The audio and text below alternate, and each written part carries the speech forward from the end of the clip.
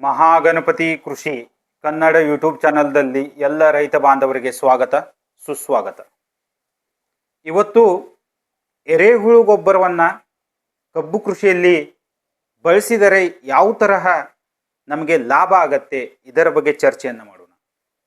ಎರೆಹುಳು ಗೊಬ್ಬರವನ್ನು ತಾವು ಬೇಸಲ್ ಡೋಸಲ್ಲಿ ಬಳಸಿದರೆ, ಎರೆಹುಳು ಗೊಬ್ಬರವನ್ನು ತಾವು ರಸಗೊಬ್ಬರದ ಡೋಸಲ್ಲಿ ಬಳಸಿದರೆ, ಹಾಗೂ ಎರೆಹುಳು ಗೊಬ್ಬರವನ್ನು ತಾವು ಮಣ್ಣು ಏರಿಸುವ ಪ್ರಕ್ರಿಯೆ ಏನಿರುತ್ತಲ್ಲ ಅಲ್ಲಿ ಬಳಸಿದ್ರೆ, ಹಾಗೂ ಎರೆಹುಳು ಗೊಬ್ಬರವನ್ನು ಯಾವಾಗ ತಾವು ರಸಗೊಬ್ಬರವನ್ನು ಹಾಕ್ತೀರಾ ಆ ಟೈಮ್ದಲ್ಲಿ ಎರೆಹುಳು ಗೊಬ್ಬರವನ್ನು ರಸಗೊಬ್ಬರದ ಜೊತೆ ಮಿಕ್ಸ್ ಮಾಡಿ ತಾವು ಕಬ್ಬು ಕೃಷಿಯಲ್ಲಿ ಬಳಸಿದ್ರೆ ತಮಗೆ ತುಂಬಾ ಚೆನ್ನಾಗಿ ಲಾಭ ಆಗುತ್ತೆ. ಕಬ್ಬು ಕೃಷಿಯ ಪ್ರಾರಂಭದಿಂದ ತಾವು ಎರೆಹುಳು ಗೊಬ್ಬರವನ್ನು ಬಳಸಿದ್ರೆ ತಮಗೆ 20-30% ಇಳುವರಿಯು ಹೆಚ್ಚಾಗುತ್ತೆ.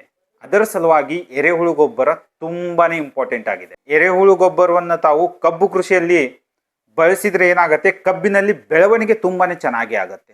ಇದು ಒಂದನೇದು. ಎರಡನೇದಾಗಿ ಕಬ್ಬಿನಲ್ಲಿ ಗಣಿಕೆಗಳ ಅಂತರ ಹಾಗೂ ಗಣಿಕೆಗಳು ತುಂಬಾ ದಪ್ಪ ಆಗ್ತವೆ. ಇದು ನಮ್ಮ ಕಬ್ಬು ಕೃಷಿಯಲ್ಲಿ ತುಂಬಾ ಇಂಪಾರ್ಟೆಂಟು. ಯಾಕಂದರೆ ಗಣಿಕೆಗಳ ಅಂತರ ಹಾಗೂ ಗಣಿಕೆಗಳ ಗಾತ್ರ ಅಥವಾ ಗಣಿಕೆಗಳು ದಪ್ಪ ಆದರೆ ಏನಾಗುತ್ತೆ, ಕಬ್ಬಿನಲ್ಲಿ ತೂಕ ಹೆಚ್ಚಾಗತ್ತೆ. ಅದರ ಸಲುವಾಗಿ ಎರೆಹುಳು ಗೊಬ್ಬರವನ್ನು ತಾವು ಕಬ್ಬು ಕೃಷಿಯಲ್ಲಿ ಬಳಸಲೇಬೇಕು. ಎರೆಹುಳು ಗೊಬ್ಬರ ಏನು ಮಾಡುತ್ತೆ, ಕಬ್ಬಿಗೆ ಬೇಕಾಗುವ ನ್ಯೂಟ್ರಿಯೆಂಟ್ಗಳನ್ನು, ಪೋಷಕಾಂಶಗಳನ್ನು ಸಹ ಕಬ್ಬಿಗೆ ಕೊಡುತ್ತೆ. ನೈಟ್ರೋಜನ್ ಆಗಿರ್ಬೋದು, ಫಾಸ್ಫರಸ್, ಪೊಟ್ಯಾಶ್ ಹಾಗೂ ಕೆಲವು ಮೈಕ್ರೋ ನ್ಯೂಟ್ರಿಯೆಂಟ್ಗಳು ಕಬ್ಬು ಕೃಷಿಗೆ ಎರೆಹುಳು ಗೊಬ್ಬರದಿಂದ ದೊರಕ್ತವೆ. ಅದರ ಸಲುವಾಗಿ ತಾವು ಕಬ್ಬು ಕೃಷಿಯಲ್ಲಿ ಎರೆಹುಳು ಗೊಬ್ಬರವನ್ನು ಬಳಸಿದರೆ ತುಂಬಾ ಚೆನ್ನಾಗಿ ತಮಗೆ ಲಾಭ ಆಗತ್ತೆ.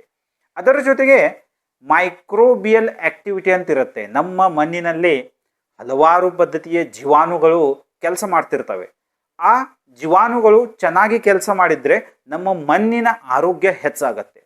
ಆ ಜೀವಾಣುಗಳ ಸಲುವಾಗಿ, ಜೀವಾಣುಗಳ ಗ್ರೋತ್ ಸಲುವಾಗಿ ಮೈಕ್ರೋಬಿಯಲ್ ಆಕ್ಟಿವಿಟಿ ನಮ್ಮ ಮಣ್ಣಿನಲ್ಲಿ ಹೆಚ್ಚಾಗಬೇಕಂದ್ರೆ ಎರೆಹುಳು ಗೊಬ್ಬರವನ್ನು ತಾವು ಬಳಸಲೇಬೇಕು. ಇದರಿಂದ ಮೈಕ್ರೋಬಿಯಲ್ ಆಕ್ಟಿವಿಟಿ ಹೆಚ್ಚಾಗತ್ತೆ ಹಾಗೂ ಮೈಕ್ರೋಬಿಯಲ್ ಆಕ್ಟಿವಿಟಿ ಒಂದು ಸಲ ಹೆಚ್ಚಾದರೆ ಮಣ್ಣಿನ ಆರೋಗ್ಯ ಹೆಚ್ಚಾಗತ್ತೆ. ಒಂದು ಸಲ ಮಣ್ಣಿನ ಆರೋಗ್ಯ ಚೆನ್ನಾಗಾದರೆ ನಮ್ಮ ಕಬ್ಬಿನಲ್ಲಿ ಬೆಳವಣಿಗೆ ತುಂಬಾ ಚೆನ್ನಾಗಿ ಆಗತ್ತೆ. ಹಾಗೂ ಕೆಮಿಕಲ್ ಫರ್ಟಿಲೈಸರ್ ಏನಿರ್ತಾವಲ್ಲ, ರಾಸಾಯನಿಕ ಗೊಬ್ಬರಗಳ ಮೇಲಿನ ಖರ್ಚು ಸಹ ಕಡಿಮೆ ಆಗತ್ತೆ. ಈ ತರಹ ನಾವು ಏನು ಕಬ್ಬಿನಲ್ಲಿ ಖರ್ಚು ಮಾಡ್ತೀವಲ್ಲ ಆ ಖರ್ಚು ಆಟೋಮೆಟಿಕ್ಲಿ ಕಡಿಮೆ ಆಗತ್ತೆ. ಅದರ ಜೊತೆಗೆ ನಮಗೆ ಉತ್ಪಾದನೆಯು ತುಂಬಾ ಚೆನ್ನಾಗಿ ಸಿಗತ್ತೆ. ಈ ತರಹ ಮಣ್ಣಿನ ಆರೋಗ್ಯದ ಜೊತೆಗೆ ಕಬ್ಬಿನಲ್ಲಿ ಇಳುವರಿಯನ್ನು ಹೆಚ್ಚು ಮಾಡುವ ಕೆಲಸವು ಎರೆಹುಳು ಗೊಬ್ಬರ ಮಾಡುತ್ತೆ.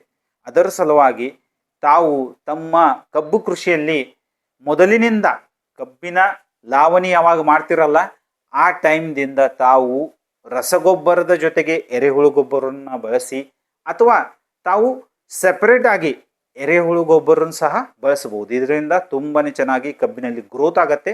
ಅದರ ಜೊತೆಗೆ ಇಳುವರಿ ಸಹ ತುಂಬಾ ಚೆನ್ನಾಗಿ ಬರುತ್ತೆ. ಈಗ ಭೇಟಿಯಾಗೋಣ ನೆಕ್ಸ್ಟ್ ವಿಡಿಯೋದಲ್ಲಿ. ಥ್ಯಾಂಕ್ ಯು, ಧನ್ಯವಾದಗಳು.